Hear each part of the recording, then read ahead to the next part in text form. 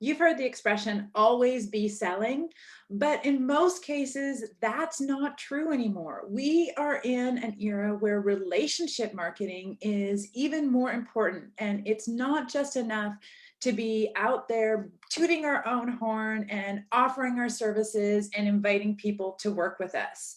Today's conversation on coaching for creatives is all about the three main types of marketing message that you can do, including making your offers in your posting and in your social media messages. I'm Aura McKay. I am the founder of Business of Creativity, and we are an online learning platform where we deliver live training on the business, marketing, and mindset of being a successful creative entrepreneur.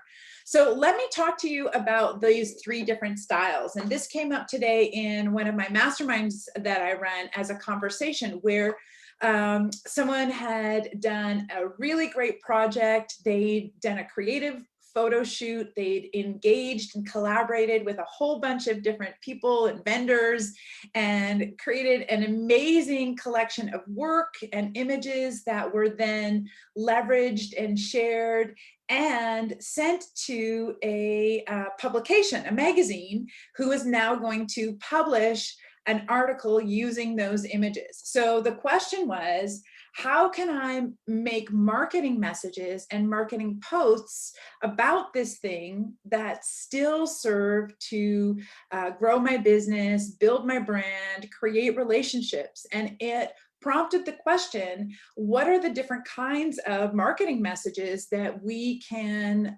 organize our thoughts or use as sort of a guideline for what to actually post on social media? So I don't know if this has been a challenge for any of you. If you're watching live or watching on the replay, let me know what has been the challenge for you when you're trying to figure out what to post on social media.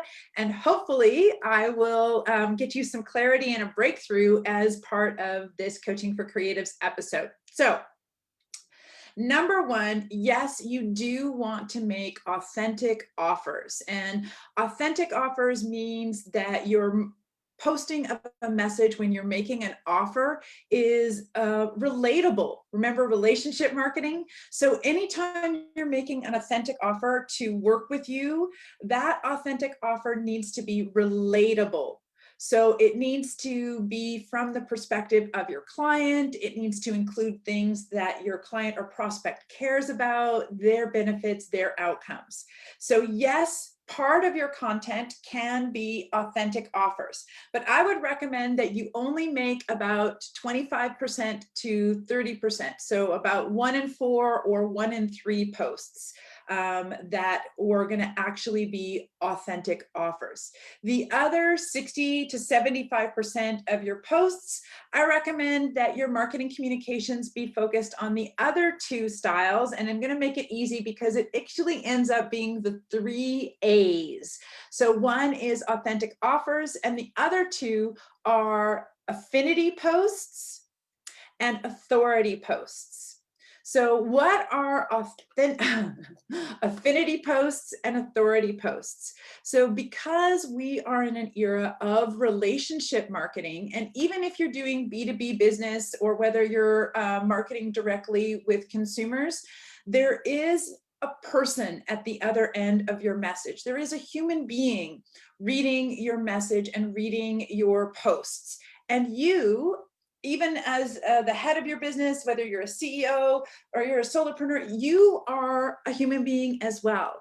So instead of thinking of social media as having to be super formal or in a particular like marketing speak, because we're in social media and we're in relationship marketing, we can be more relatable ourselves. So affinity posts are about sharing who we are as an individual or as a personal brand, who we are in terms of how can we show that we are a human being too? How can we build that human to human relationship by sharing who we are, what we care about, what we believe in, what we're committed to, the things that inspire us, the things that make us sad, the things that cause us to get up on our soapboxes, all of those visions and values and human experiences that are relatable to your clients are a great way of deepening and building that relationship.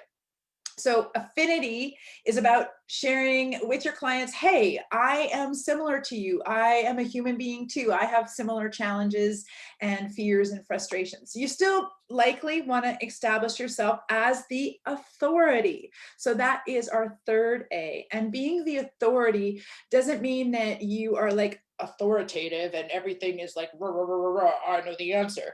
But it is about you being an expert in your own field, about sharing your brilliance, about sharing information and ideas and insight that you can offer to your audience as something that would be valuable to them, something that may um, uh, cause some insight for them, or help them have a breakthrough in their own world. So often authority is choosing a few specific areas of your business that you know really, really well, and you know that they're a place where everybody who wants to hire you gets stuck.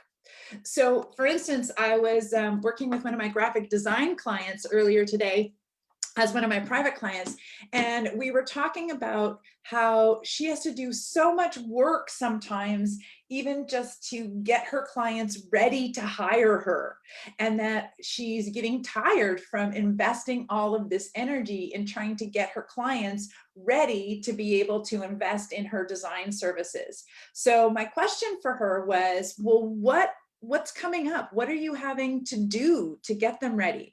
What is that education that you're having to give them to get them ready? What is the questions that they're asking over and over again that maybe you can answer in your marketing, in your posts, so that they've already got all of those pieces before they come to you for a sales conversation?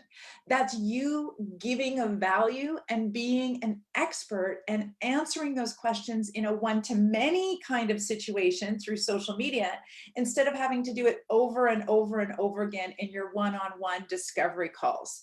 So think about, what are the questions that your clients or your prospects are always asking you? What is the thing that tends to be, what they keep coming to you for, and you have to give them that piece before they actually can hire you? How can you include that in your postings? Authority also looks like testimonials, case studies, leveraging those PR opportunities. I opened today's conversation sharing that the inspiration came from, how do I leverage a PR opportunity? Well, you can do that by being an authority and saying, hey, I have authority because this person is publishing me. So it reflects back on you as being an expert or being trustworthy in your business.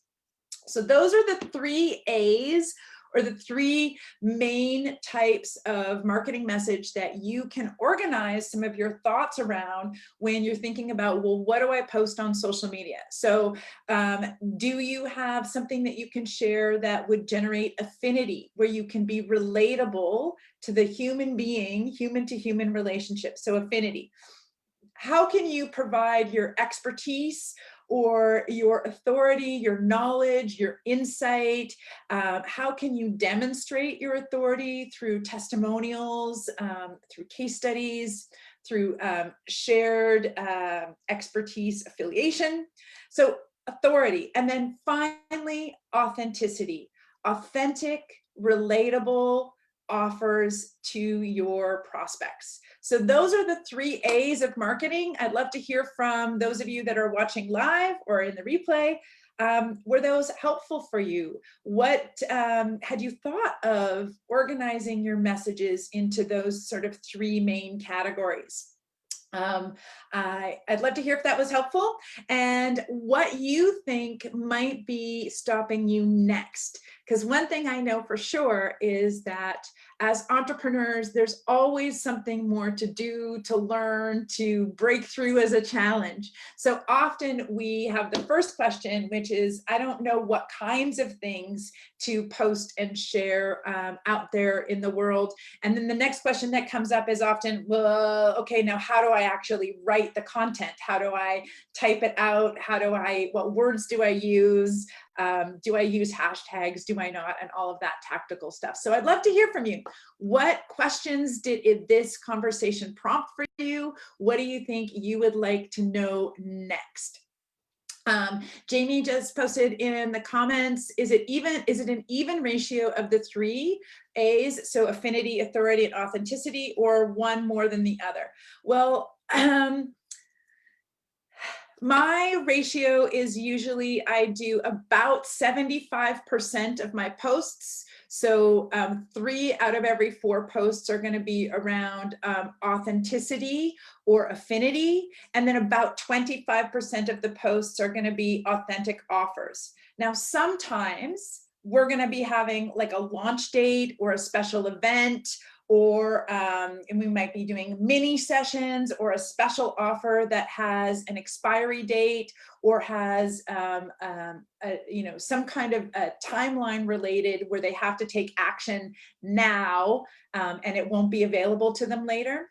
If that's the case, you may find that in the day or two right around preceding, usually it's 0 to 6 days preceding that you will be heavily weighting your posts more towards the authentic offer aspect of it. So when it's like immediately preceding an event or a fast action offer or an expiring offer, you may double down, triple down. You may be posting more frequently and a lot more messages specifically about your offer. And I know it can feel a little bit spammy sometimes, but quite honestly, people aren't always seeing your messages, and they need to see your messages a minimum of 9 times before they take action. So especially if it's a time-sensitive offer, I would switch the ratio, but for the most part, I try to do about 75% of the other stuff and about 25% of an authentic offer.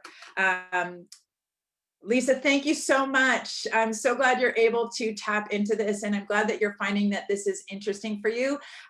Good to know that I am making contact with people. So once again, if you are struggling with marketing specifically, marketing is a really big, huge thing to think about. So let's just start with this one thing.